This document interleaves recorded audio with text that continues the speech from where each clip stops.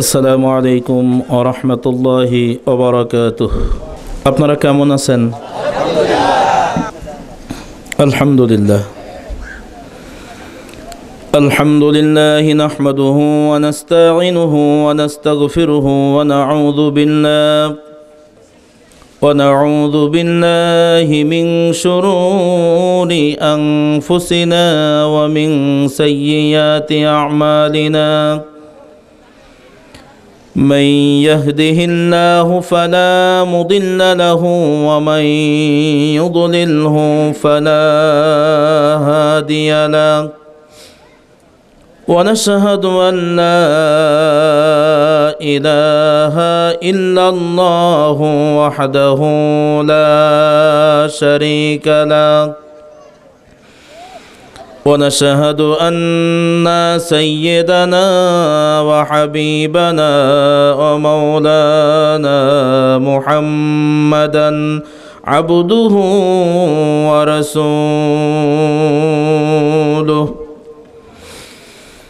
الذي أرسله بالحق بشيرا ونذيرا وداعيا إلى الله بإذنه وسراجا منيرا. فقد قال الله تعالى في كلامه المجيد والفرقان الحميد: أعوذ بالله من الشيطان الرجيم. بسم الله الرحمن الرحيم.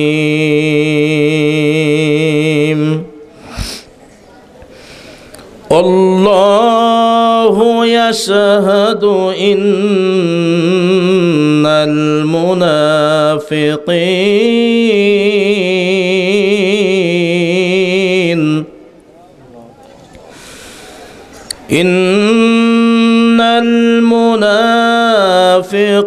المنافقين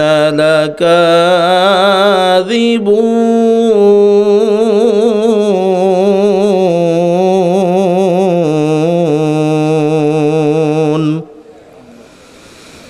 صدق الله العظيم وبلغ بلاغنا رسولنا الكريم. صلوا عليه وسلموا تسليما. الله زاد মুহাম্মাদান তাযীমা। সবাই দুরূদ ইব্রাহিম পড়ি। নামাজের ভিতরে আমরা যেই দুরূদটা পড়ি, আল্লাহুম্মা সাল্লি আলা মুহাম্মাদিন ওয়া আলা আলি মুহাম্মাদ কামা সাল্লাইতা আলা ইব্রাহিম وعلى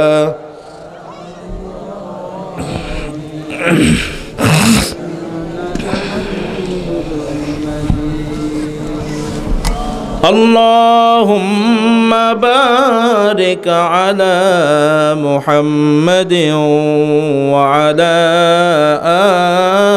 آل محمد كما باركت على إبراهيم وعلى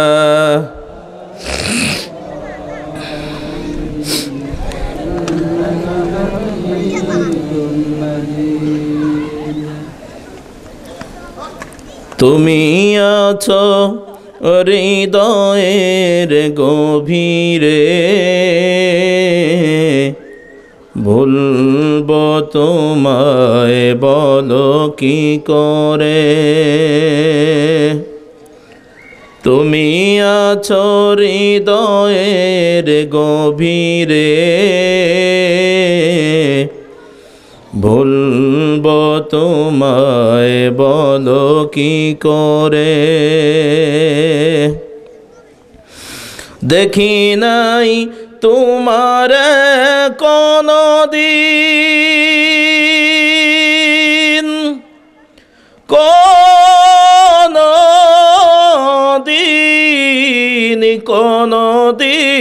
কোনদিন দেখি নাই তোমার কোনদিন, তবু আছো স্মরণে অমলিন। প্রেমের ভুবনে তোমারি বিরহ ব্যথায় নিশীতের শিফালিরা ঝরে। তুমি আছো হৃদয়ের গভীরে ভুলব তোমায় বলো কি করে। তোমায় ভুলে যদি যাই গো কভু সে হবে আমারি পরাজয়। আমার সকল আশার আলো অবেলায় হারিয়ে যাবে হায়। তোমারে যতবার খুঁজেছি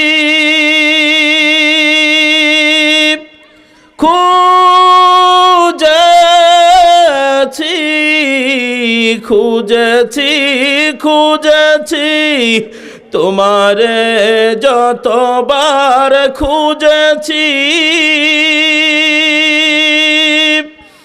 কুরআনের পথ তো বুঝেছি, নিজেকে চিনেছি। হে রাসূল নবীজি তোমার পাঠানো ঠিকানা পড়ে তুমি আছো হৃদয়ের গভীরে। ভুলব তোমায় বলো কি করে। লা ইলাহা ইল্লাল্লাহ।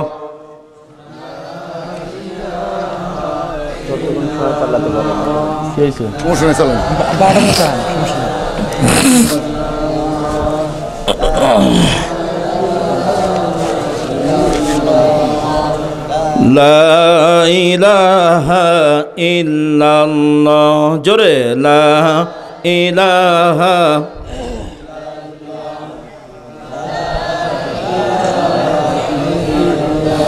এই কালিমার দাওয়াত দিতে মার খেলেন তায়েফেতে।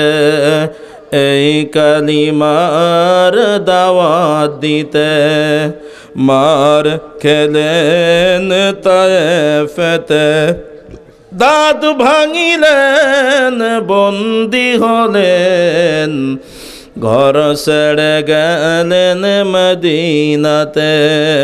লা ইলাহা ইল্লাল্লাহ।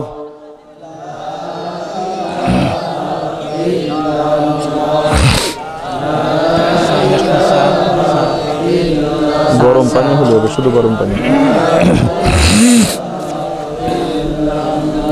জোরে লা ইলাহা ইল্লাল্লাহ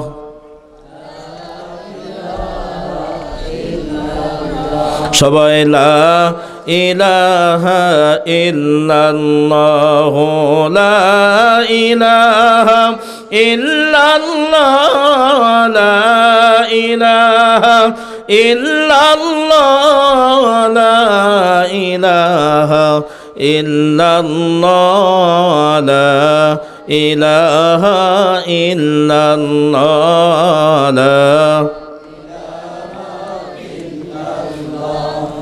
লা ইলাহা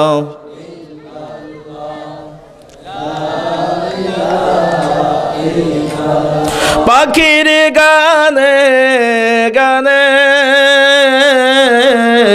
হাওয়ার টানে টানে পাখির গানে গানে হাওয়ার টানে টানে ওই নামেরই সুর শোনা যায় ওই নামেরই সুর শোনা যায় হলে আপন হারা লা ইলাহা ইল্লাল্লাহ জোরে লা ইলাহা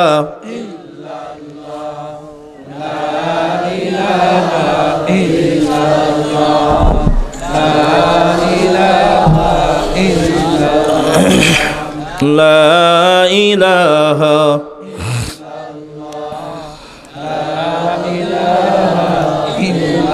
সাদ্দাদ বেহেশত বানাইল মনের মতো সাজাইল সাদ্দাদ বেহেশত বানাইল মনের মতো সাজাইল একটি কদম বাড়ার আগে একটি কদম বাড়ার আগে আজরাইলকে পাঠাইলা লা ইলাহা ইল্লাল্লাহ জোরে লা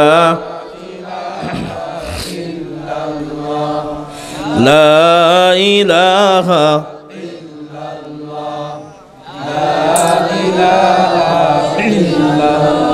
সবাই লা ইলাহা ইল্লাল্লাহ লা ইলাহা ইল্লাল্লাহ লা ইলাহা ইল্লাল্লাহ লা ইলাহা ইল্লাল্লাহ লা ইলাহা ইল্লাল্লাহ লা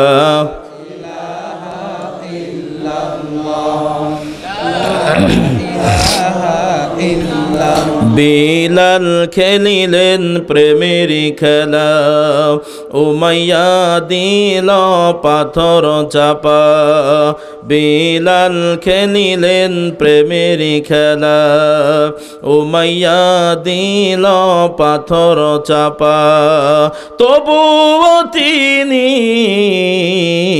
ছাড়লেন না এই কালিমা লা ইলাহা ইল্লাল্লাহ পরে পরে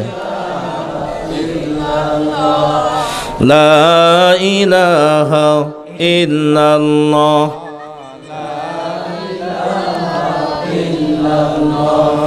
লা ইলাহা নবীজি আপনাই ভুলব না আমরা আপনার দিওয়ানা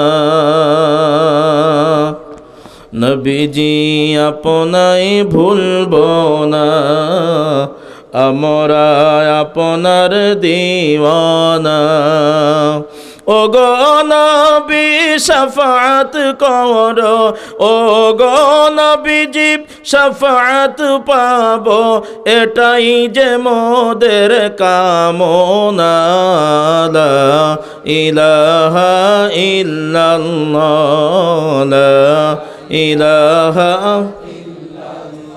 জোরে লা ইলাহা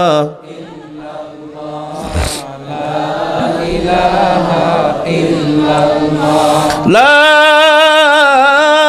ইলাহা ইল্লাল্লাহু মুহাম্মাদুর রাসূলুল্লাহ সাল্লাল্লাহু আলাইহি ওয়াসাল্লাম।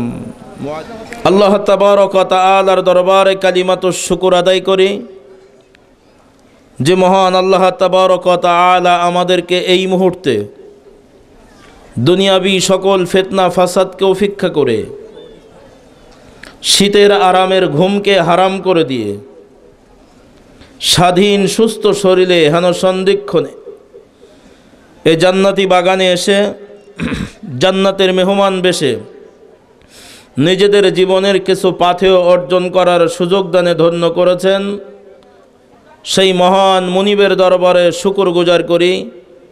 সবাই বলি আলহামদুলিল্লাহ। আর একটু জোরে বলা যাবেন আলহামদুলিল্লাহ। দুরুদ ও সালাম মানবতার মুক্তির দিশারি উম্মতের কান্ডারি আপনার আমার নবী শাফাআতুন নবী জানার জীবন আদর্শ পালন করলেই প্রকৃত মুসলমান হওয়া যায়। জানার জীবন আদর্শ বাদ দিয়ে এই পৃথিবীর অন্য কারোর জীবন আদর্শ মানলে জাহান্নামে তাকে যেতেই হবে, মাস্ট বি।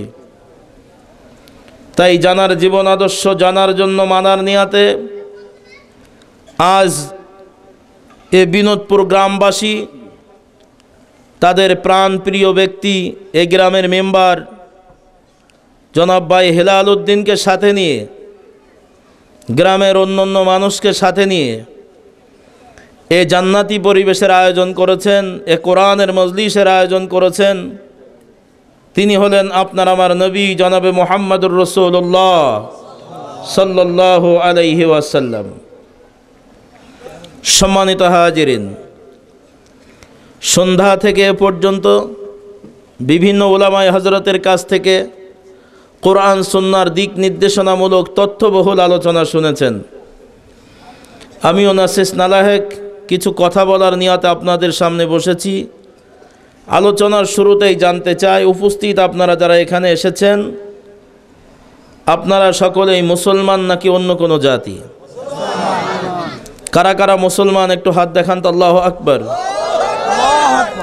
হাত মুট করে রাখবেন না, হাতগুলো ছেড়ে দেন। দু হাত উঁচু করে দেন, যতদূর সম্ভব উঁচু করে দেন, সোজা করে আঙুলগুলো ফাঁকা করে দেন। এক হাত আর এক হাতের ভিতরে দিয়ে নাড়া দেবেন আর বলবেন আমি মুসলিম ছাড়া অন্য কোনো জাতি নই, আল্লাহ আমাদেরকে কবুল করো। আল্লাহ আমরা মুসলিম ছাড়া অন্য কোনো জাতি নই, আল্লাহ আমাদেরকে কবুল করো। বলুন না আমিন। আরো জোরে বলেন আমিন। আরো জোরে বলুন আমিন। নারায়ে তাকবীর। আল কোরআনের আলো, আল হাদিসের আলো, কোরআন সুন্নাহ যেখানে, সুদ ঘুষ যেখানে, মদ জুয়া যেখানে, আলেম ওলামা যেখানে, দুনিয়ার মুসলিম, দুনিয়ার মুসলিম। নারায়ে তাকবীর। আত্মান আল্লাহ আমাদের সকলকে মুসলিম হিসাবে কবুল করুন। আরো জোরে বলুন আমিন। আপনারা নিজেকে মুসলমান বলে দাবি করেছেন, এই জন্য খুশি হয়েছেন কে? আরো জোরে বলেন। আর কষ্ট পেয়েছে কে? কথা বলেন। ইবলিস রাগ করেছে, বিশ্বাস হয় তো? তাহলে আজকের মজলিসে শেষ পর্যন্ত কষ্ট হলেও টিকে থাকলে খুশি হবেন কে? আর ধৈর্য হারিয়ে দুনিয়ার মায়ায় পড়ে তাড়াতাড়ি চলে গেলে খুশি হবে কে? কারা কারা শয়তানকে খুশি করতে চান একটু দু হাত দেখান। কেউ নাই? আলহামদুলিল্লাহ। ভাই আপনারা ঈশান নামাজের পর থেকে এখানে বসে আছেন অনেকেই, এবং আরো কিছুক্ষণ থাকার নিয়ত আছে না ইনশাআল্লাহ? কাদের কাদের থাকার নিয়ত নাই একটু হাত দেখান তো। মাশাআল্লাহ। তাহলে আমার কথা বুঝতে পারছেন। আপনাদের যাদের দীর্ঘক্ষণ থাকার নিয়ত আছে, আমি আপনাদের দিকে তাকিয়ে মাহফিলের আদব রক্ষা করতে যেয়ে আপনাদের শারীরিক ফিটনেস ফিরিয়ে আনার জন্য 1 মিনিট একটু অনুরোধ করছি। আপনারা একটু সকলে দাঁড়িয়ে যান। একটু সকলে দাঁড়িয়ে যান।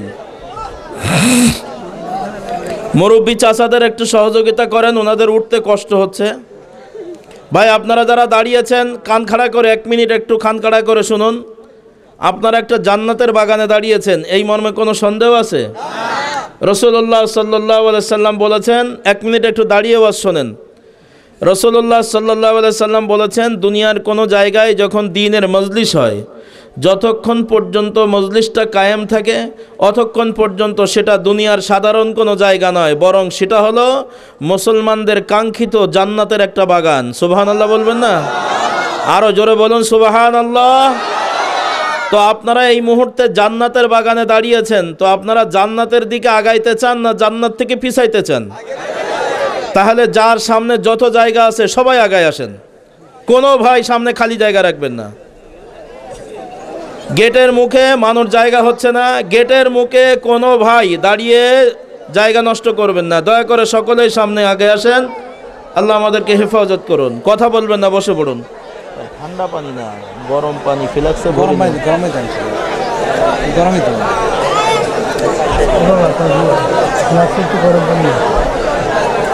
ফ্লাক্স নাই। আচ্ছা ঠিক আছে, মাঝে মাঝে নিয়ে আসতে হবে। জি বসুন, কথা বলবেন না, সকলে বসে পড়ুন। ভাই প্যান্ডেলের ডান দিকে জায়গা আছে, গেটের মুখে যারা দাঁড়িয়ে আছেন ভাই একান্ত যদি মুসলিম হন, আপনি যদি মুসলমান হন তাহলে দয়া করে প্যান্ডেলের ভিতরে এসে বসে পড়ুন। আর যদি অমুসলিম হন, হিন্দু বৌদ্ধ খ্রিস্টান হন, তাহলে আমার দাবি নেই। আপনারা যদি মুসলমান হন তাহলে প্যান্ডেলের ভিতরে এসে বসেন। আর যদি অন্য ধর্মের মানুষ হন, আমি আবারও বলি, যদি অন্য ধর্মের মানুষ হন তাহলে আমার জোর দাবি নাই। আল্লাহ আমাদেরকে হেফাজত করুন। আপনাদের দাঁড় করানোর কারণে মনে হয় একটু কষ্ট পেয়েছেন। মাশাআল্লাহ, প্রশংসা কার? আরো জোরে বলেন কার? আলহামদুলিল্লাহ। সম্মানিত ভাইরা, আপনারা মুসলমান বলে দাবি করেছেন, আসলে মুসলমান শব্দটা হলো ফার্সি শব্দ, আরবি হলো মুসলিম, যার বাংলা অর্থ হলো আত্মসমর্পণকারী।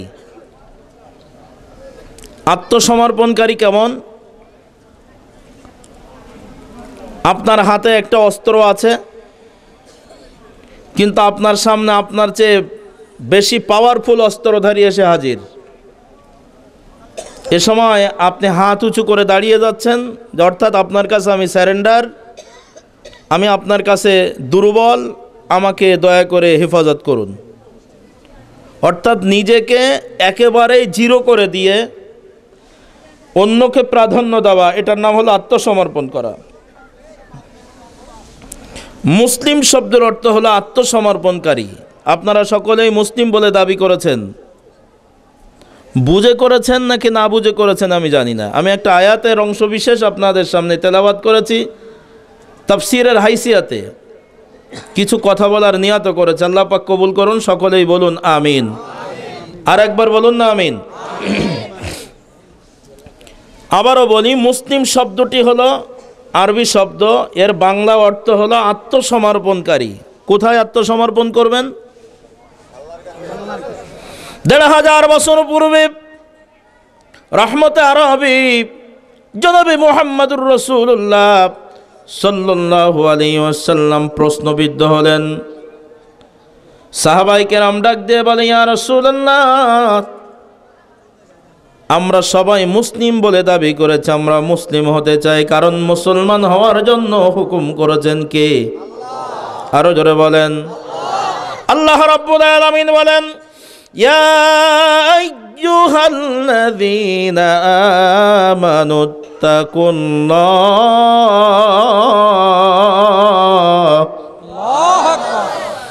ইত্তাকুল্লাহা হাক্কা তুকাতিহি ওয়ালা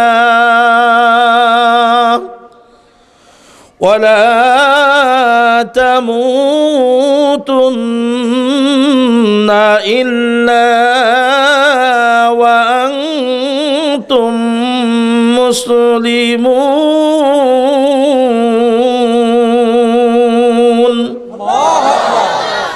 আল্লাহ রাব্বুল আলামিন ডাক দিয়ে বলেন, দুনিয়ার বিশ্বাসী মানুষেরা শোনো, যারা ইহকাল পরকাল বিশ্বাস করেছ, আসমানি কিতাব সমূহ বিশ্বাস করেছ, আমি আল্লাহ আমাকে বিশ্বাস করেছ, আমার পয়গম্বরদের বিশ্বাস করেছ, ফেরেশতা মণ্ডলী বিশ্বাস করেছ, তাকদীরকে বিশ্বাস করেছ, মৃত্যুকে বিশ্বাস করেছ, সবার জন্য নসিহত, ইত্তাকুল্লাহ, আমি আল্লাহ আমাকে তোমরা ভয় করো। তবে ভয়টা সাপের ভয়ের মতো নয়, বাঘের ভয়ের মতো নয়, পুলিশের ভয়ের মতো নয়, রাতের আধারের ভয়ের মতো নয়, ডাকাতের ভয়ের মতো নয়, সমুদ্রের তুফানের ভয়ের মতো নয়। ভয় করো হাক্কা তুকাতিহি, যেমন ভয় করা উচিত, অর্থাৎ ভয় করার মতো ভয় করো। আর শোনো, ওয়ালা তামুতুন্না ইল্লা ওয়া আনতুম মুসলিমুন, তোমরা প্রকৃত মুসলমান না হয়ে মৃত্যুবরণ করো না। জোরে বলেন কথাটা কার? তাহলে আমরা এই মুহূর্তে মুসলমান বলে দাবি করেছি, আমরা ঈমানের দাবিতে জানি মৃত্যু যে কোনো সময় আমাদেরকে আঘাত করবে। আর আল্লাহ বলেছেন এই মৃত্যু আসার আগে তোমাদেরকে খাঁটি মুসলিম হতে হবে। হুকুমটা কার? আমরা ঈমানের দাবিতে জানি মৃত্যু কখন আমাদের কাছে আসবে, মালাকুল মউত কখন আমাদের সাথে মোলাকাত করবে, মোলাকিকুম, সামনাসামনি মোলাকাত করবে। তুমি যদি উত্তর দিকে যাও তো মালাকুল মউত উত্তর দিক থেকে দক্ষিণ দিকে আসবে। তুমি যদি দক্ষিণ দিকে যাও তো মালাকুল মউত দক্ষিণ দিক থেকে উত্তর দিকে আসবে। তুমি যদি পূর্ব দিকে যাও তো মালাকুল মউত পূর্ব দিক থেকে পশ্চিম দিকে আসবে। তুমি যদি পশ্চিম দিকে যাও তো মালাকুল মউত পশ্চিম দিক থেকে পূর্ব দিকে আসবে, অর্থাৎ তোমার সামনাসামনি মোলাকাত করবে। সেটা কখন? সকালে নাকি সন্ধ্যায়, রাতে নাকি দিনে, মসজিদে নাকি মাদ্রাসায়, বাড়িতে নাকি মাঠে ঘাটে, কোথায়? কারোর কাছে এই খবরটা জানা নাই। একটু কথা বলেন ঠিক কিনা? আজ আছি তো কালকে নাই, নিঃশ্বাসের কোনো বিশ্বাস নাই। আজ আছি তো কালকে নাই, নিঃশ্বাসের কোনো বিশ্বাস নাই। দমে দমে দম ফুরাইল, সেদিকে কারো ভাবনা নাই, নিঃশ্বাসের কোনো বিশ্বাস নাই। হবে যখন সমন জারি, বন্ধ হবে দুনিয়াদারি। হবে যখন সমন জারি, বন্ধ হবে দুনিয়াদারি। থাকবে না কেউ সঙ্গী সাথী, থাকবে না কেউ সঙ্গী সাথী, যেতে হবে একলাই। আজ আছে তো কালকে নাই, নিঃশ্বাসের কোনো বিশ্বাস নাই। এটা সবাই জোরে বলেন ঠিক কিনা? ভাইদান মালাকুল মউত আজরাইল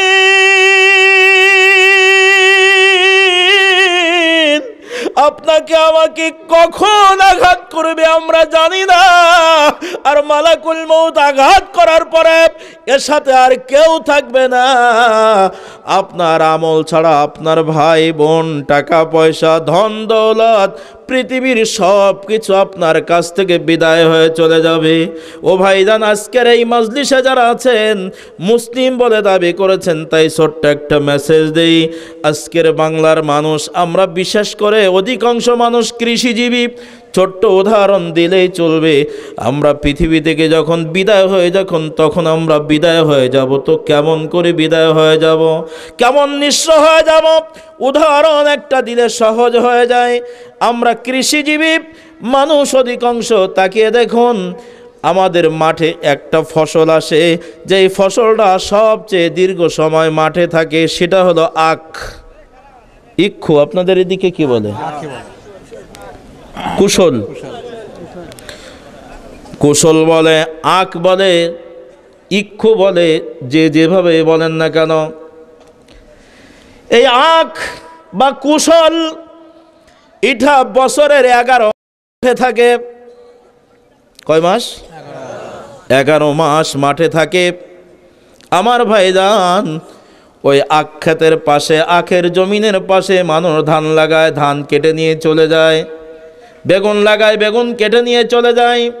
কফি লাগায়, কফি উঠে যায়, সব ফসল উঠে যায়। কিন্তু আখ মনে করে এই মাঠ থেকে আমি আর যাব না, আমি হলাম মাঠের সর্দার। আখ ক্ষেতের ভিতরে কোনো আখ বড় হয়, কোনো আখ চিকন হয়, কোনো আখ মোটা হয়। আখগুলো 11 মাস যখন মাঠে থাকে তখন মনে করে সবাই চলে গেল, আমি মনে হয় একাই থেকে যাব। কিন্তু হঠাৎ এক সময় আখ কাটার সময় হয়ে যায়।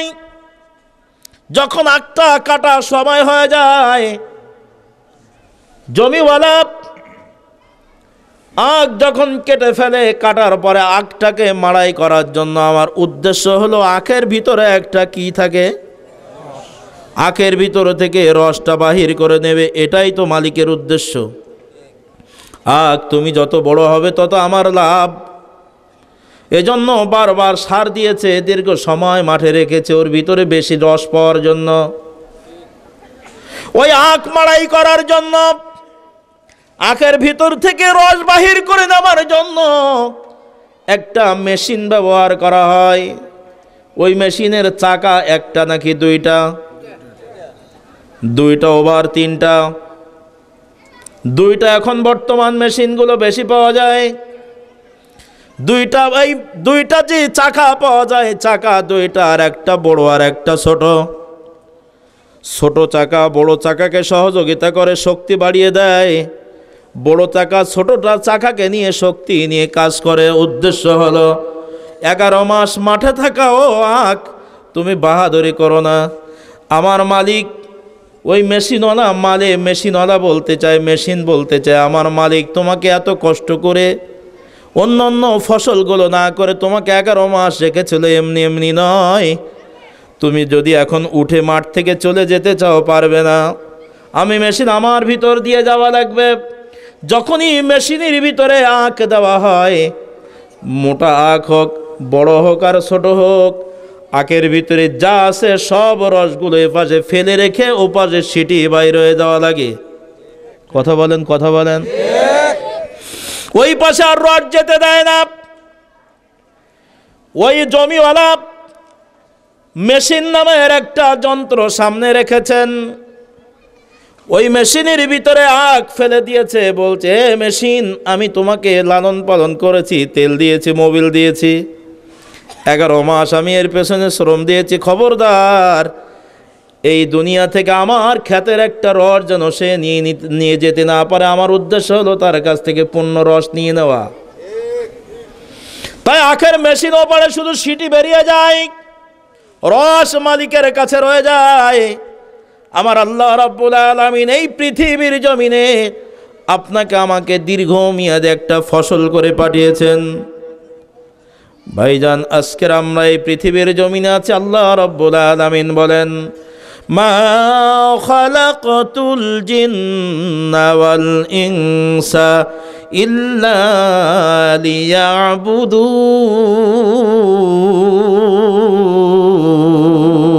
লিয়াবুদুন। আল্লাহ রাব্বুল আলামিন বলেন, আমি মানুষ এবং জিন জাতিকে শুধুমাত্র আমার গোলামি করার জন্য তৈরি করেছি। তাই পৃথিবীর মানুষে আমি আল্লাহ তাআলা আমার গোলামি তুমি করবে, তোমার সেই নেকিগুলো শুধু আমি মেশিন পার করে দেব, আর আমার গোলামি করবে না। দুনিয়ায় টাকা বানিয়েছো, সম্পদ বানিয়েছো, যা কিছু বানিয়েছো, তোমার নিকট আত্মীয়, দূরের আত্মীয়, বন্ধু বান্ধব যা আছে, আমি ওই আখের কলের মতো করে এ পাশে রেখে দেব।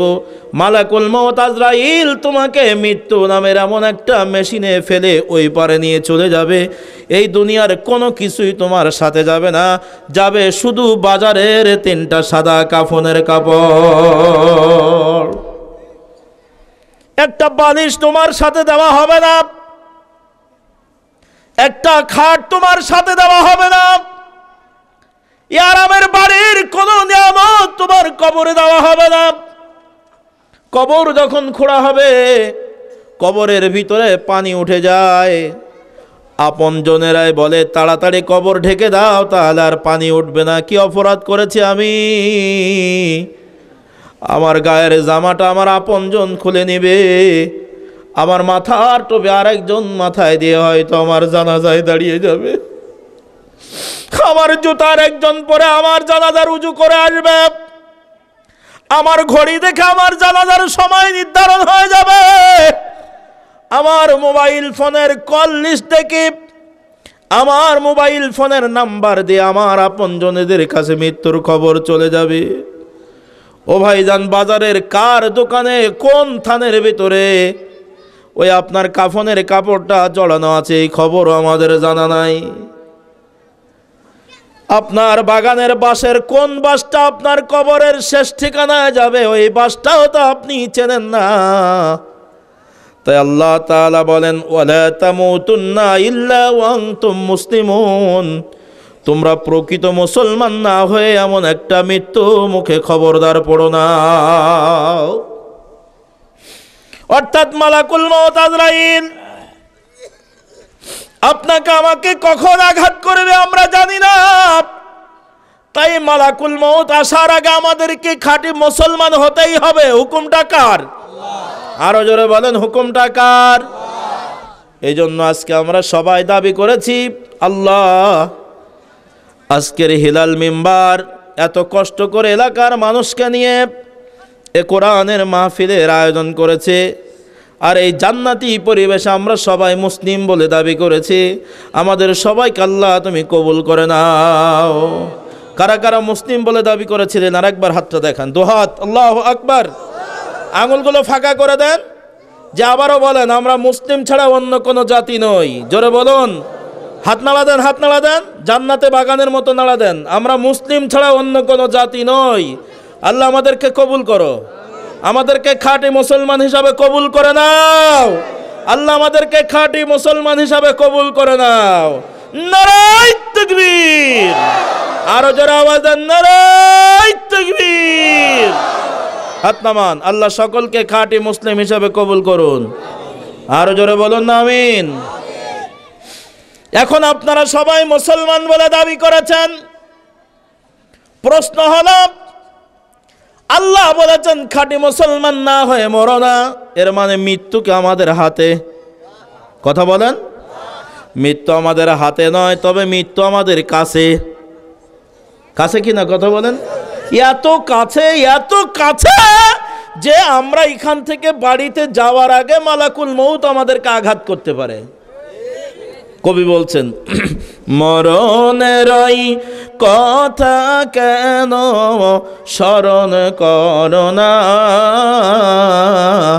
আজরাইল আসিলে পরে কোনো কৈফিয়ত চলবে না। সে তো নামে আজরাইল, হুকুম পেলে 1 সেকেন্ডে সামনে হয় হাজির। জোরে বলেন ঠিক কিনা? সে তো নামে আজরাইল,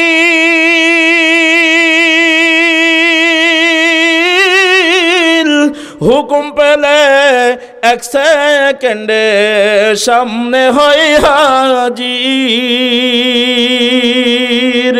তোমার জান সে নিয়ে যাবে, তোমার জান সে নিয়ে যাবে, রেহাই পাইবা না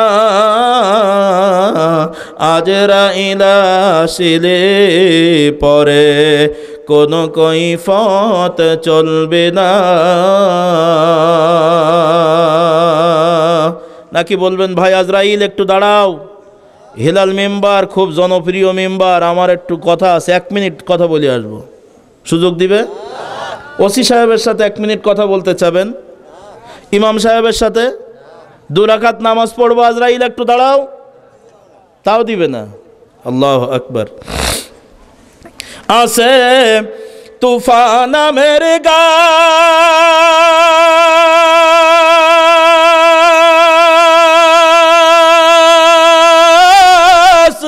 তার পাতায় পাতায় লেখা আছে এ মানুষের হায়াত।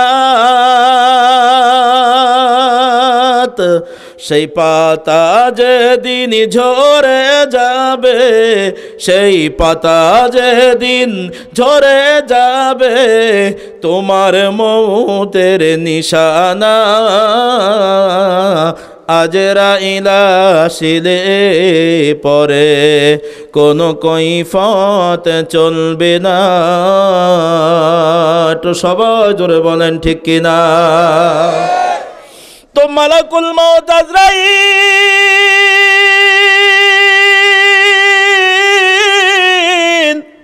আপনাকে আমাকে আঘাত করবে যে কোনো সময়। ইমানের দাবিতে আমরা বিশ্বাস করে নিয়েছি, মজার বিষয় সেটা কখন জানি না। রহমতে আরবি সাহাবায়ে কেরাম কর্তৃক প্রশ্নবিদ্ধ হলেন, নবী গো মালাকুল মউত কখন আঘাত করবে আমরা সেটা জানি না। তো মালাকুল মউত আসার আগে খাঁটি মুসলিম হতে চাই, আল্লাহর হুকুমের গোলাম হতে চাই, কি করলে খাঁটি মুসলমান হয়ে মরতে পারবো? ইয়া রাসূলুল্লাহ মেহেরবানি করে আমাদেরকে জানিয়ে দিন। আল্লাহর নবী রহমতে আরবি তেলাওয়াত করে শুনিয়ে দিলেন। আল্লাহ রাব্বুল আলামিন বলেন, নবী গো আপনার উম্মত যারা খাঁটি মুসলিম হয়ে মরতে চায় তাদের জন্য শর্ত 2টা। একটু সবাই জোরে বলুন কয়টা? আরো জোরে বলেন কয়টা? আরো জোরে, জোরে হলো না, জোরসে বলো। এই তো মাশাআল্লাহ, স্লোগান দেওয়ার সময় হয়ে গেছে, এই জন্য দেখিয়ে নিলাম কারা কারা কিরকম পারেন। মুসলিম হয়ে মরার জন্য শর্ত হলো 2টা। শর্ত 2টাকে আমার আল্লাহ রাব্বুল আলামিন বলেন, ইয়া আইয়ুহাল্লাযীনা আমানু আমিনু বিল্লাহি ওয়া রাসূলিহি। আল্লাহ রাব্বুল আলামিন পৃথিবীর অন্য কোন জাতিকে ডাক দেয় নাই। আল্লাহ সম্বোধন করেছেন শুধুমাত্র যারা আল্লাহকে বিশ্বাস করেছে, আখিরাতকে বিশ্বাস করেছে, মৃত্যুকে বিশ্বাস করেছে, পয়গম্বরদের বিশ্বাস করেছে, ফেরেশতা মণ্ডলী বিশ্বাস করেছে, তাকদীর বিশ্বাস করেছে, মৃত্যুকে যারা বিশ্বাস করেছে। আজকের মজলিসে আপনারা যেমন মৃত্যুকে বিশ্বাস করেছেন, আল্লাহকে বিশ্বাস করেছেন, তত ইমানদার বলে দাবিদার। পৃথিবীর যারা ইমানদার না, কোনো বেঈমানকে আল্লাহ এখানে সম্বোধন করে নাই। আল্লাহ বলে, ইয়া আইয়ুহাল্লাযীনা আমানু, ও আমার বিশ্বাসী মানুষেরা, আমার একান্ত অনুসারীরা, আমার মাহবুব বান্দারা, ও আমার প্রিয় মানুষেরা, শোনো, যদি তোমরা ঈমান আনার পরে খাঁটি মুসলিম হয়ে মরতে চাও, তোমাদের জন্য 2টা শর্ত। একটু জোরে বলুন কয়টা? নাম্বার 1, আমিনু বিল্লাহ, আমি আল্লাহ, আমার পরে তোমাদের পূর্ণ বিশ্বাস থাকতে হবে। মুফাসসিরিন কিরামগণ বলেন, আল্লাহ ইমানদারদের ডেকে আল্লাহর পরে আবার বিশ্বাস আনতে বললেন, কারণ কি? মুফাসসিরিনে কিরামগণ ব্যাখ্যা করেন, কারণ হলো এই পৃথিবীতে অনেক মানুষ আছে যারা আল্লাহকে বিশ্বাস করে। জীবনের মালিক আল্লাহ, মরণের মালিক আল্লাহ। এ আসমান কার? জমিন কার? আকাশ কার? বাতাস কার? আপনি কার? বিরোধিতা করবেন কার? কথা বলেন, কথা বলেন। সবাই ইমানের দাবিতে বিশ্বাস করি আল্লাহ আমার রব, এই রবই আমার সব। বলুন আল্লাহ আমার রব।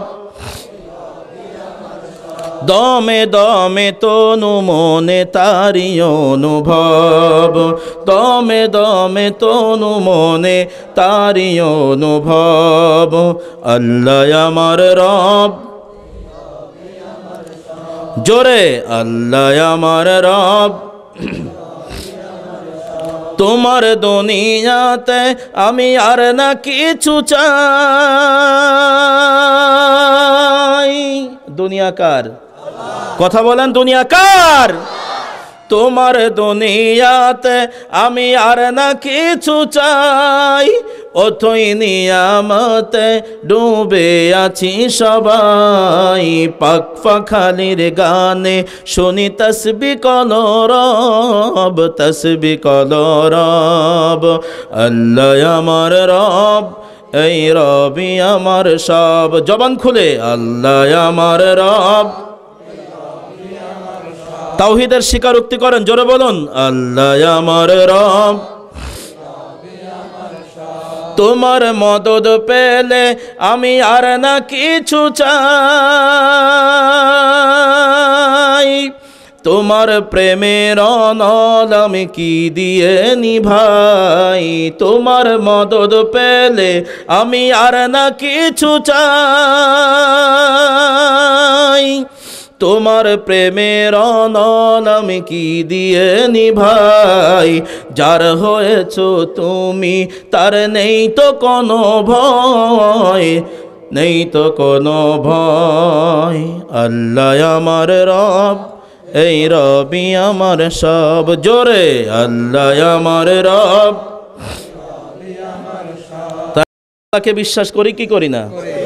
মুফাসসিরিনে কিরামগণ বলেন, পৃথিবীতে এমন মানুষ আছে যারা আল্লাহকে বিশ্বাস করে কিন্তু আল্লাহর হুকুমগুলো মানে না সময় মতো।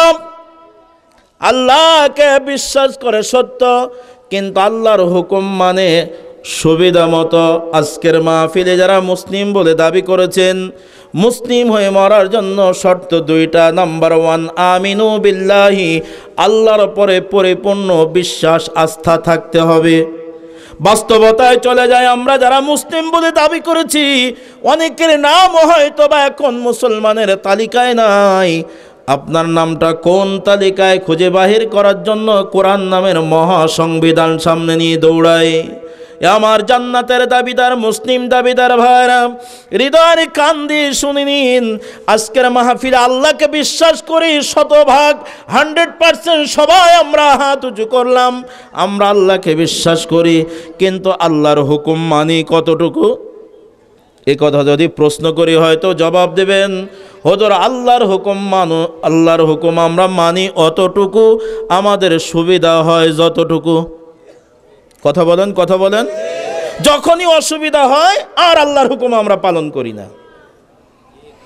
তাই আজকের মাহফিলে আপনারা যারা মুসলিম বলে দাবি করেছেন, আত্মসমর্পণকারী বলে দাবি করেছেন, কেমন করে আত্মসমর্পণ করেছেন? আমার আল্লাহ রাব্বুল আলামিন বলেন আত্মসমর্পণ করা এমন, ইয়া আইয়ুহাল্লাযীনা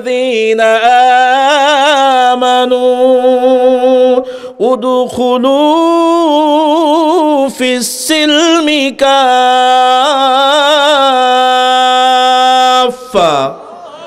ওয়ালা اتبعوا خطوات الشيطان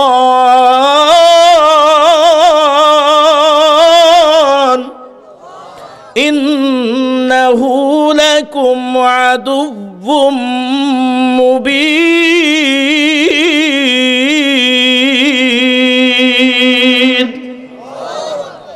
ছোট্ট আয়াত আমি 3 খণ্ডে তেলাওয়াত করেছি বোঝার জন্য। আল্লাহ রাব্বুল আলামিন বলেন, তোমরা যারা মুসলিম বলে দাবি করেছ, কেমন ভাবে তুমি প্রবেশ করবে ইসলামের ভিতরে?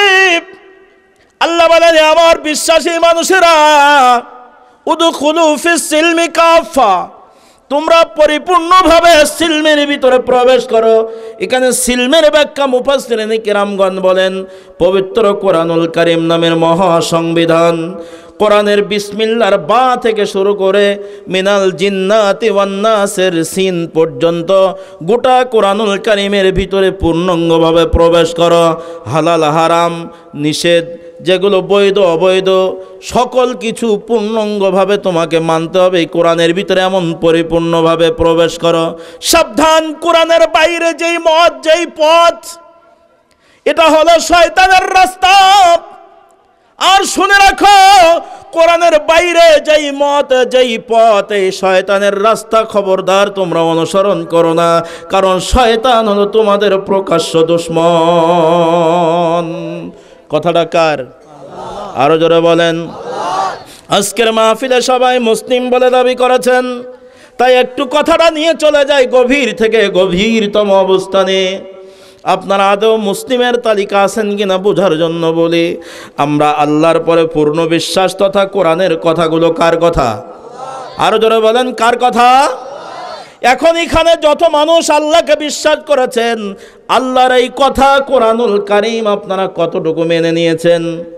আমি বলেছিলাম উত্তরটা সহজে দিতে পারবেন না, তবে সহজ কথা হলো এরকম, আমরা আল্লাহর দেওয়া বিধান কোরআন মানি অতক্ষণ, আমাদের সুবিধা হয় যতক্ষণ। কথা বলেন, কথা বলেন। যেই অসুবিধা হয় আর কোরআন মানি না, তার বাস্তব প্রমাণ কি? আচ্ছা, আমরা নামাজ পড়ি, এই হুকুমটা কার?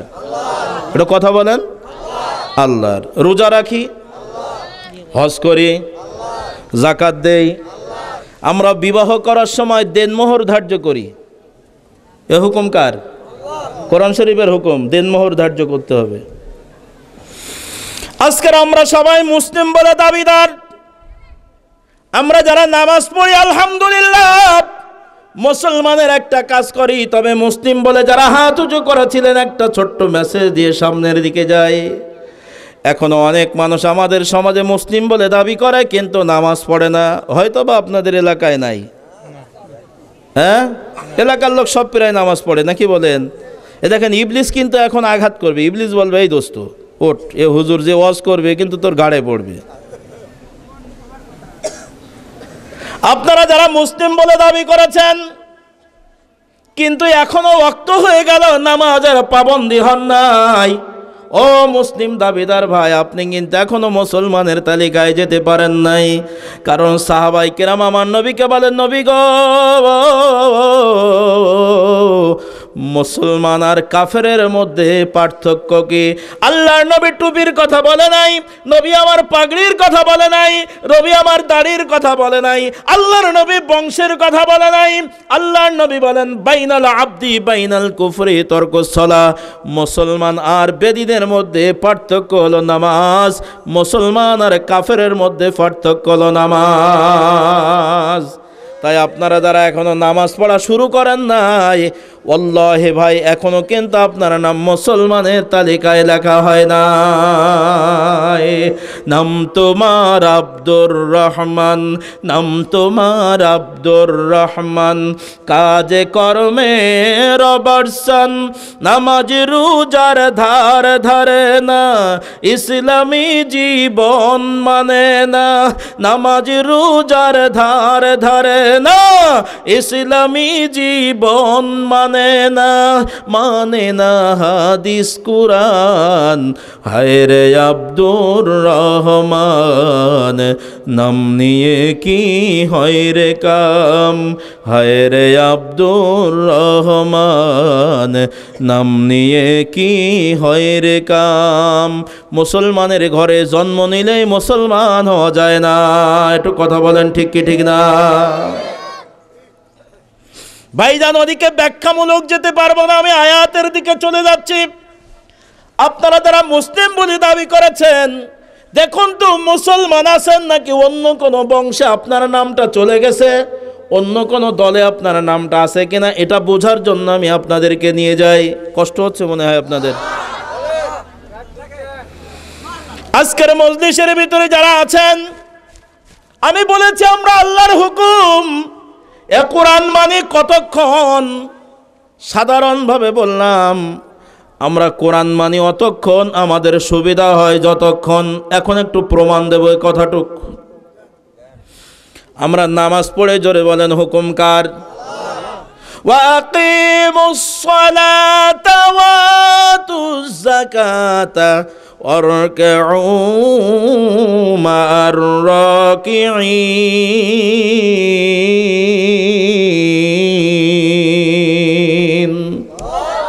আল্লাহ রাব্বুল আলামিন বলেন তোমরা নামাজ কায়েম করো, যাকাত আদায় করো, আর রুকুকারীদের সাথে রুকু করো। তার মানে অধিকাংশ সময়টা তুমি জামাতের সাথে নামাজ পড়ো। এটা আল্লাহু আকবার বলেন। তাই আমরা নামাজ পড়ি, হুকুম পালন করি আল্লাহর। টাকা হলে যাকাত দেয়, হুকুমটা আল্লাহর। এ মুসলমান দাবিদার ভাই, রমজান মাস আসলে গত বছর আমরা প্রায় 15 ঘন্টা না খেয়ে কষ্ট করেছিলাম। এ সিয়াম সাধনা হুকুমটা কার? আল্লাহ রাব্বুল আলামিন বলেন ইয়া আইয়ুহাল্লাযীনা আমানু কুতিবা আলাইকুমুস সিয়াম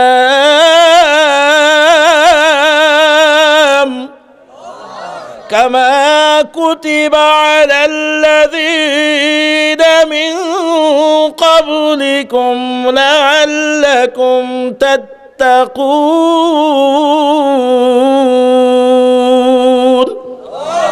আল্লাহ রাব্বুল আলামিন মায়ার সুরে ডাক দিয়ে বলেন, হে আমার বিশ্বাসী মানুষেরা, তোমাদের উপরে রমজানের রোজাকে ফরজ করে দেওয়া হয়েছে, যেমনিভাবে ফরজ করা হয়েছিল তোমাদের পূর্ববর্তীদের উপরে। সম্ভবত তোমরা এ রোজা দিয়ে কামিয়াব অর্জন করতে পারবে, সফল কাম হবে। আজকের মজলিসে তাই যারা আছেন 15 ঘন্টা রমজান মাসে না খেয়ে রোজা রেখেছে, হুকুমটা কার? মুসলমান ভাইরা, টাকা চেয়ে হজ পালন করেছি, হুকুমটা আল্লাহর লেখা আছে কোরআনে, আছে না নাই? আমরা মুসলমানরা যখন বিবাহ করি তখন কোরআনের হুকুম দেনমোহর ধার্য করে, যার যেমন সাধ্য তেমনই। এই বিবাহ করার সময় কোরআনের হুকুম দেনমোহর ধার্য করি, মাশাআল্লাহ মারহাবা। অমুসলিমদের মতো আমরা 7 পাকে বাঁধি না, আমরা বিবাহ করে কোরআনের হুকুম মেনে, আমরা নামাজ পড়ে কোরআনের হুকুম মেনে, রোজা রাখে কোরআনের হুকুম মেনে। আজকের মাহফিলে তাই সবাই মুসলিম বলে দাবি করেছেন, কোরআনের কাছে আত্মসমর্পণকারী বলে দাবি করেছেন। আমার প্রশ্ন হলো, আমরা কোরআন থেকে নামাজ মেনে নিয়েছি। ও নামাজি ভাই, যেই কোরআন থেকে নামাজ মেনে নিলে, ও নামাজি, তোমার সমাজে যদি চুরি হয় তো চোরের বিচারটা কেমন করে করতে হবে এটা মনে হয় কোরআনে নাই। একটু কথা বলেন, কথা বলেন, আছে? তাহলে কোরআন থেকে নামাজ মেনে নিলাম, দুঃখ হলো চোরের বিচারটা এখনো মেনে নিতে পারি নাই। মসজিদের ভিতরে ঢুকেছি নামাজ পড়তে, জুতা চুরি হয়ে গেল, তো বাইরে এসে চোর ধরা পড়লো, এখন ওর বিচারটা ইসলামী আইন দিয়ে করতে পারি নাই। কথা বলেন। 5 মিনিট আগে মসজিদে আল্লাহর হুকুম মানলাম কোরআন থেকে, 5 মিনিট পরে মসজিদের বাইরে আর কোরআন দিয়ে বিচার করা সম্ভব হলো না। এ রমজানের রোজাদার ভাই, রোজা পালন করেছি এত কষ্ট করে, ও রোজাদার ভাই, আপনার সমাজে যদি জিনা হয়, যখনই আপনি কোরআন মেনে, কোরআনের হুকুম মেনে রোজা রেখেছেন, ঠিক ওই সময়ে জিনার একটা বিচার শুরু হয়ে গেল। এখন এই জিনার বিচারটা কেমন করে করতে হবে এটা মনে হয় আপনাদের কোরআনে নাই। একটু কথা বলেন, কথা বলেন। আছে, আছে, শিওর আছে? যদি থেকেই থাকে কোরআনের হুকুম রমজানের রোজা রাখলে, এ রোজাদার ভাই, এখনো কোরআনের হুকুম মানার ব্যাপারে আছে। বেলা 12টা বাজে, 1টা বাজে, রোজা রেখেছ, খাও নাই, খাও নাই, কলিজা পানির জন্য শুকিয়ে যায়।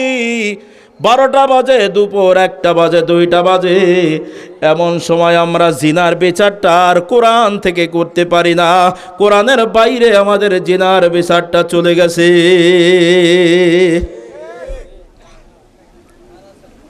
এ জান্নাতের দাবিদার ভাইরা, আমরা মুসলিম বলে দাবি করেছি, আত্মসমর্পণকারী বলে দাবি করেছি। দুঃখ হলো একটা, আমরা বিবাহ করেছি কোরআনের হুকুম দিন মোহর ধার্য করে, মারহাবা মারহাবা, হিন্দুদের মতন 7 পাকে বাঁধি নাই। তো আমরা যেই কোরআন থেকে আল্লাহু আকবার কোরআনের বিধান মেনে বিবাহ করলাম, আমার সমাজে যদি হত্যা হয়, ওই সময় আমি কি কোরআন দিয়ে হত্যার বিচার করতে পারি? একটু কথা বলেন। তাহলে কোরআন থেকে বিবাহ মেনে নিতে পারলাম, কিন্তু হত্যার বিচার করতে পারলাম না। কোরআন দিয়ে রোজা রাখতে পারলাম, কিন্তু কোরআন দিয়ে জিনার বিচার করতে পারি নাই। কোরআন থেকে নামাজ মেনে নিয়েছি, রোজা মেনে নিয়েছি, হজ মেনে নিয়েছি, এক কথায় এখনো পর্যন্ত কোরআনের বিচার ব্যবস্থা মেনে নিতে পারি নাই। একটু কথা বলেন, কথা বলেন। তাহলে আমরা এমনই একজন মুসলমান, আমরা কোরআন মানি সত্য, কিন্তু আমাদের পূর্ণাঙ্গভাবে মানা হয়। আরো জোরে বলেন, কবে সুন্দর করে বলেন। ও নামাজি নামাজি কোরআন দিয়ে নামাজ পড়ো, সমাজ কেন গড়ো না। ও নামাজি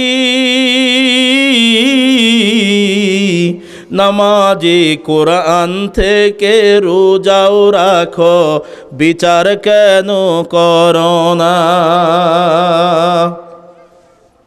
তাহলে আমরা এমন একটা পর্যায়ে পৌঁছাই গেলাম, আমরা কোরআন মানি অতক্ষণ, আমাদের সুবিধা হয় যতক্ষণ। তাহলে আমরা আল্লাহকে মানার ব্যাপারে এই মুহূর্তে পৌঁছাইলাম, ও আল্লাহ আমরা তোমাকে মানি, তবে সুবিধা মতন মানি। কথা বলেন, কথা বলেন। তাহলে মুসলমান হওয়ার জন্য শর্ত বলেছি 2টা। একটা হলো আমিনু বিল্লাহ, আমি এতক্ষণ আল্লাহর পরে বিশ্বাসটা আমরা কিভাবে এনেছি তার প্রমাণ দিলাম। সংক্ষিপ্ত পরিসরে চলে যাই, যে আয়াত পড়েছি সেখানে যাচ্ছি। 2 নম্বর, মুসলিম হওয়ার জন্য শর্ত ওয়া রাসূলিহি, আল্লাহ বলেন আমার রসুলের পরে তোমাদের পূর্ণ ইতিআত থাকতে হবে, পূর্ণ আস্থা থাকতে হবে, আমল তোমাদের থাকতে হবে। রসুলকে তোমরা বিশ্বাস করে নিয়েছো। আমাদের নবীর নাম কি? উচ্চস্বরে সবাই বলুন তো, মুহাম্মাদুর রাসূলুল্লাহ। আরো জোরে বলেন, মুহাম্মাদুর রাসূলুল্লাহ। রসুল আমার ভালোবাসা, রসুল আমার আলো আশা, রসুল আমার প্রেম বিরহের মূল আলোচনা, রসুল আমার কাজে কর্মের অনুপ্রেরণা। সবাই বলেন, রসুল আমার ভালোবাসা, রসুল আমার আলো আশা, রসুল আমার প্রেম বিরহের মূল আলোচনা, রসুল আমার কাজে কর্মের অনুপ্রেরণা।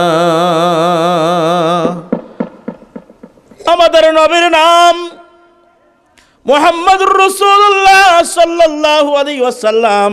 এই ব্যাপারে কারোর কোনো সন্দেহ আছে? একটু কথা বলেন। এখন জিজ্ঞাসা করি, তাহলে আমরা রসুলকে বিশ্বাস করি সত্য, কিন্তু ওই রসুলের আদর্শ মানি কতটুকু? রসুলকে বিশ্বাস আপনি মুমিন নয়। আমার আল্লাহ রাব্বুল আলামিন বলেন, নবী বলে দিন, কুল ইন কুনতুম তুহিব্বুনাল্লাহ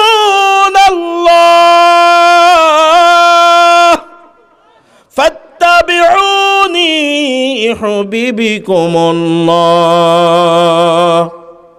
ওয়া ইয়াগফির লাকুম যুনুবাকুম আল্লাহু গফুরুর রহিম।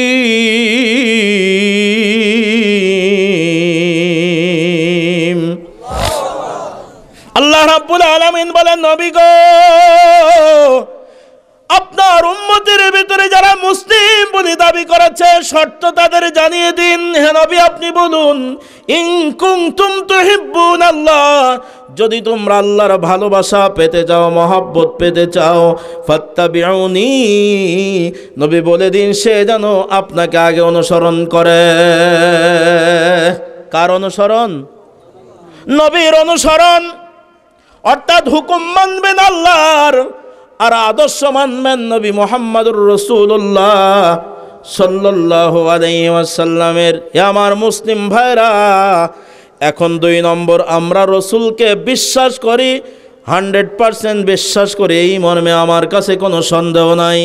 আমার বিশ্বাস হয় আপনারা সবাই বিশ্বাস করেন, কিন্তু দুঃখ হলো একটা, আমরা রসুলকে মানি কতটুকু। হয়তোবা আগের মতো জবাব দিতে হবে, হুজুর আমরা রসুল মানি অতটুকু, আমাদের সুবিধা হয় যতটুকু, যেই অসুবিধা হয় আর আমরা রসুলের আদর্শ মানি না। এটা কথা বলেন, কথা বলেন। বাস্তব প্রমাণ কি? আল্লাহর নবীর সুন্নাহ আদর্শটা আমরা মন দিয়ে মেনে নিতে পারি নাই, এখনো অনেকেই পারি নাই।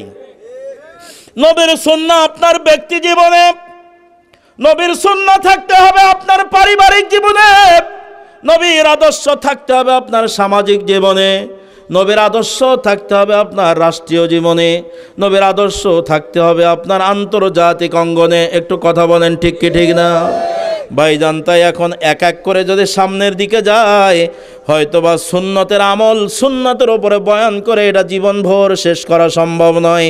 1 মিনিটে বলি ভাই, যেখানে কোনো বাধা নাই, যে সুন্নত মানতে গেলে কোনো কষ্ট নাই, কোনো প্রতিবন্ধকতা নাই, সেটা হলো ব্যক্তি জীবনে নবীর সুন্নতের একটা কথা বলবো, কষ্ট হবে না তো?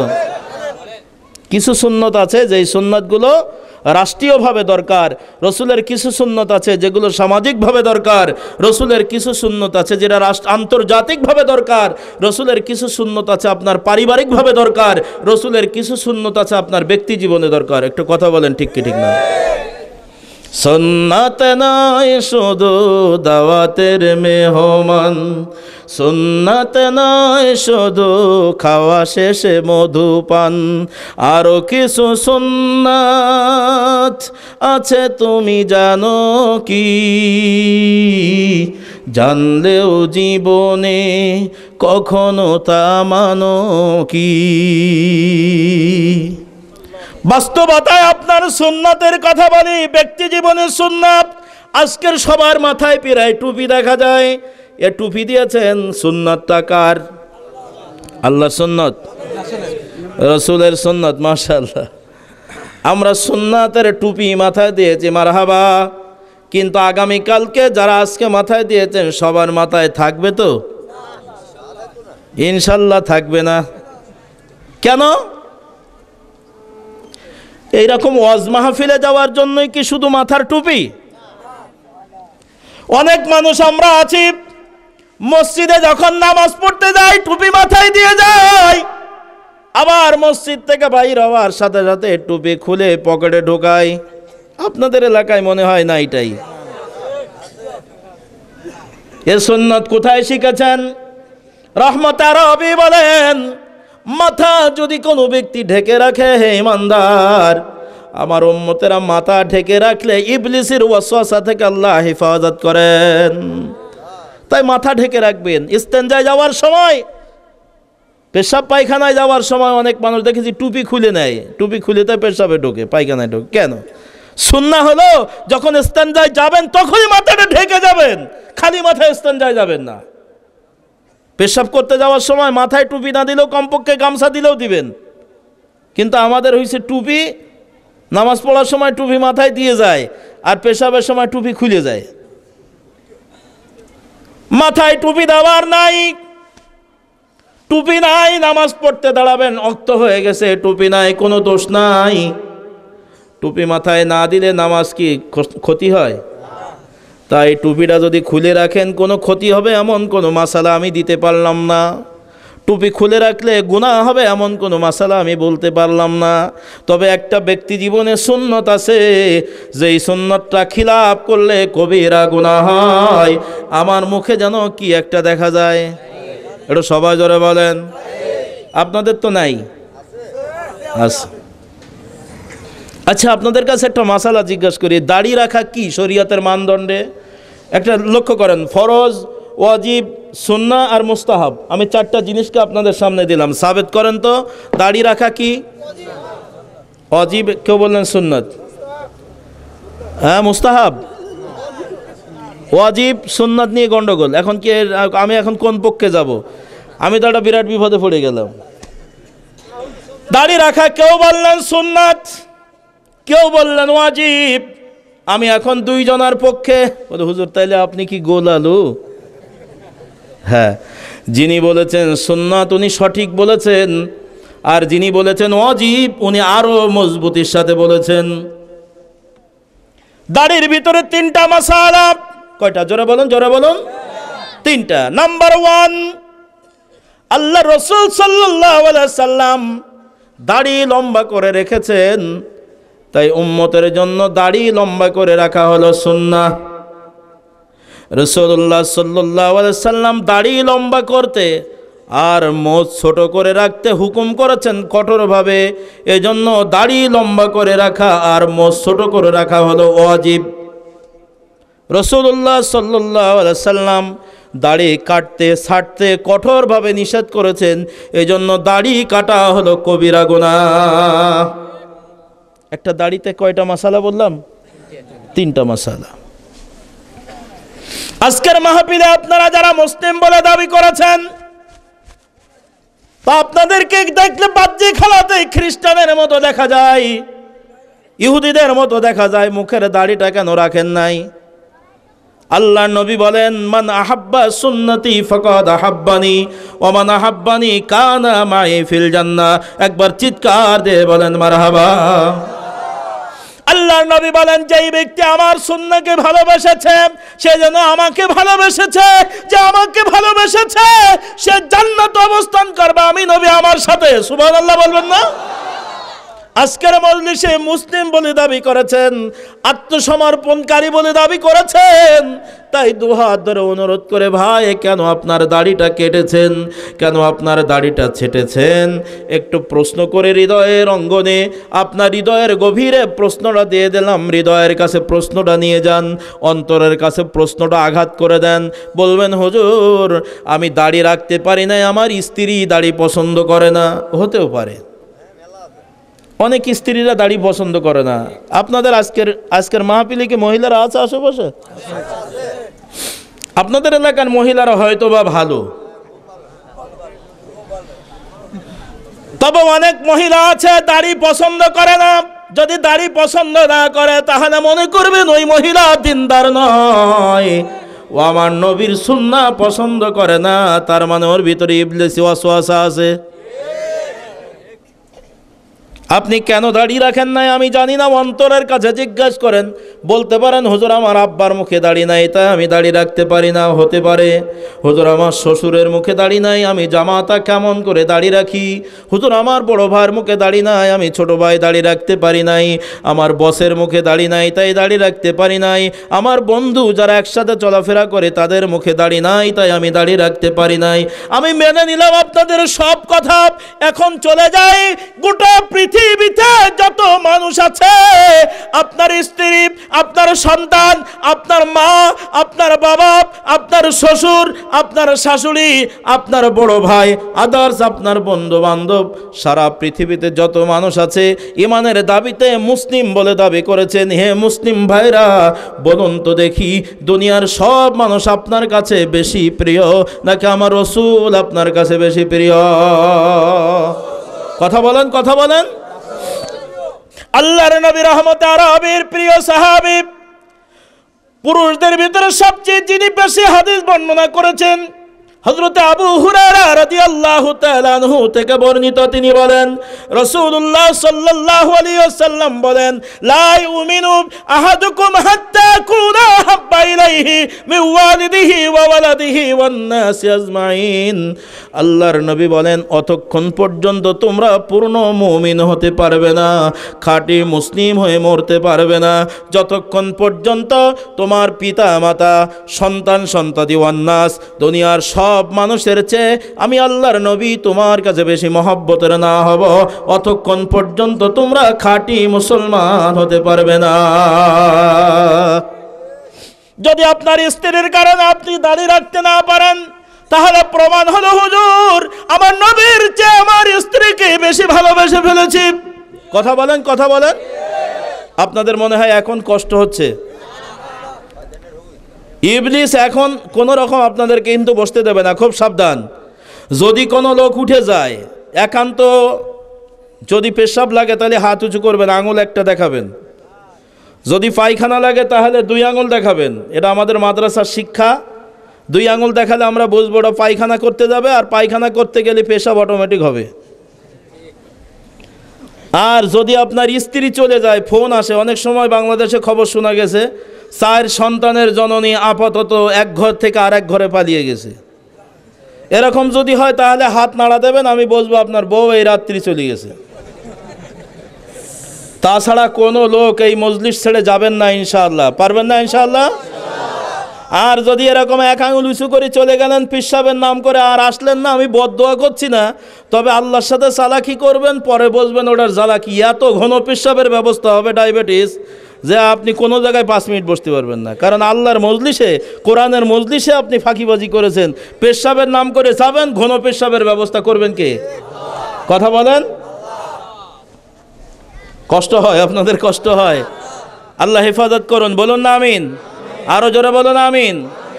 ভাইজান, আপনার আব্বার কারণে যদি দাড়ি রাখতে না পারেন, প্রমাণ করলেন হুজুর আমার নবীর চেয়ে আমার আব্বার ভালোবাসা আমার বেশি তৈরি হয়ে গেছে। যদি শ্বশুরের কারণে দাড়ি না রাখতে পারেন, তাহলে প্রমাণ করলেন হুজুর আমার শ্বশুরকে আমি রসুলের চেয়ে বেশি ভালোবেসে ফেলেছি। কথা বলেন ঠিক কি ঠিক না? তাই আজকের মাহফিলে যারা আছেন, হৃদয়ের কান্দে শুনুন, সারা পৃথিবীর সব মানুষের চেয়ে প্রিয় মানুষ আপনার আমার নবী মুহাম্মদুর রাসূলুল্লাহ সাল্লাল্লাহু আলাইহি ওয়াসাল্লাম। কথা বলেন ঠিক কি ঠিক না? আচ্ছা, কার কার কাছে রসুল বেশি প্রিয় একটু হাত দেখান তো। আল্লাহু আকবার। জোরে আওয়াজ দেন তো, আল্লাহু আকবার। এ কারোর কারোর হাত খাটো, বলছে হুজুর বউ প্রিয়। হাত উঁচু করে দেন, জোরে আওয়াজ দেন, নারায়ে তাকবীর। জোরে আওয়াজ দেন, নারায়ে তাকবীর। হাত নামান। আল্লাহ আমাদের সকলকে রসুলের মহব্বত অন্তরে পয়দা করার তৌফিক দান করুন। আর জোরে বলুন আমিন, জোরে বলুন আমিন। তাহলে আজকে থেকে এই মুখের দাড়ি আর কাটবো না, রসুলকে বেশি মহব্বত করব, এমন কোনো যুবক কি আছেন এখানে? এমন কোনো ভাই আছেন? যদি থাকেন হাতটা দেখান। কেউ আছেন? ওই যে দাঁড়াইছে, মাশাআল্লাহ, আল্লাহ কবুল করুন। বুঝি সুঝি তো যাক, আল্লাহ সবাইকে কবুল করুন। জোরে বলুন আমিন, আরো জোরে বলুন আমিন। তাহলে এ পর্যন্ত আমি সারমর্মে চলে আসলাম। আমরা নবীকে মানি, তবে সুবিধা মতন মানি। আমরা আল্লাহকে মানি, তবে সুবিধা মতন মানি। আমি যদি গাড়ি চালাই, আমার নাম কি? কথা বলেন, কথা বলেন। আমি যদি নৌকা চালাই, মাঝি।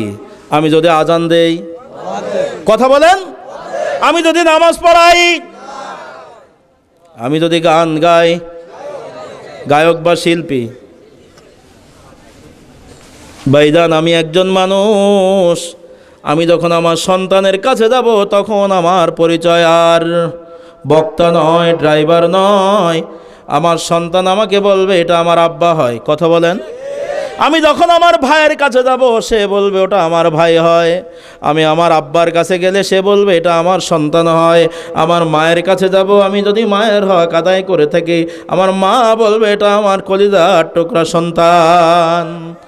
আমার মায়ের মতো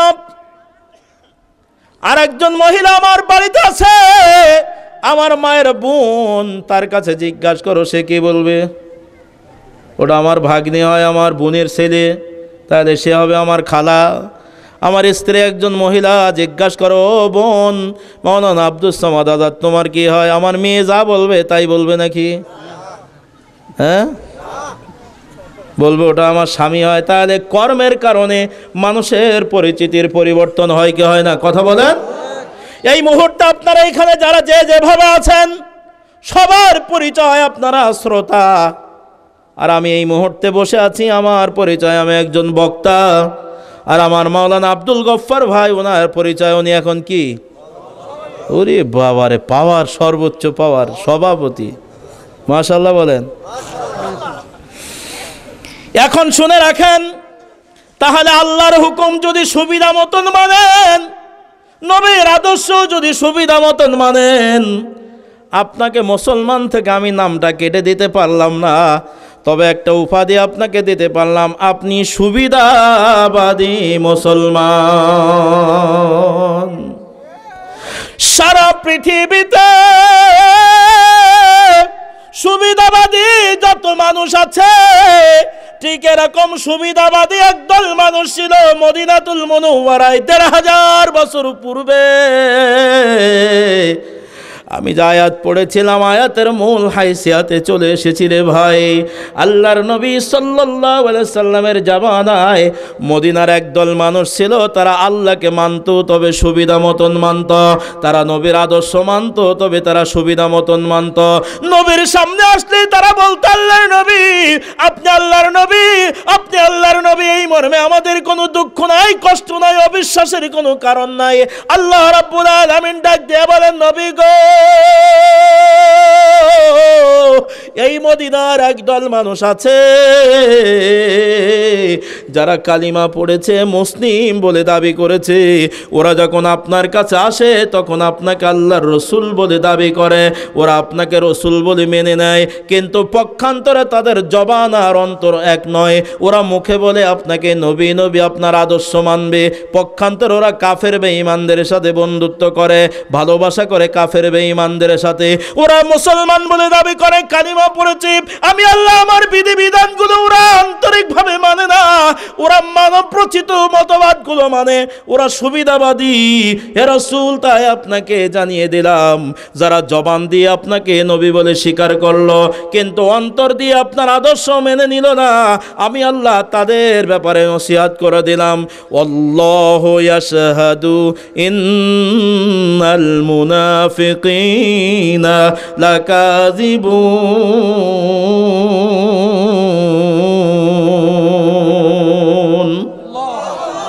আল্লাহ রাব্বুল আলামিন বলে, নবী গো,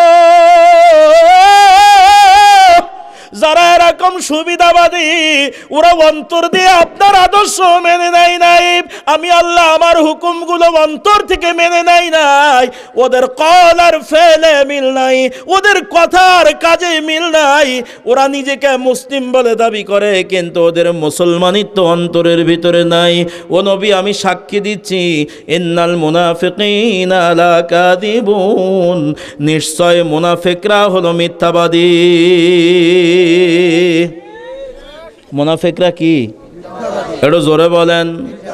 তাহলে যারা সুবিধাবাদী তাদের ব্যাপারে আমার আল্লাহ বলেন, ইন্নাল মুনাফিকিন, নিশ্চয় ওরা হলো মিথ্যাবাদী, লাকাযিবুন, নিশ্চয় এই মুনাফিকরা হলো মিথ্যাবাদী। কে সাক্ষী দিচ্ছেন? আজকের মাহফিলের ভিতরে সবাই মুসলিম বলে দাবি করেছেন। এখন আমার প্রশ্ন, আপনারা কি মিথ্যা কথা বলেন? কথা বলেন, কথা বলেন।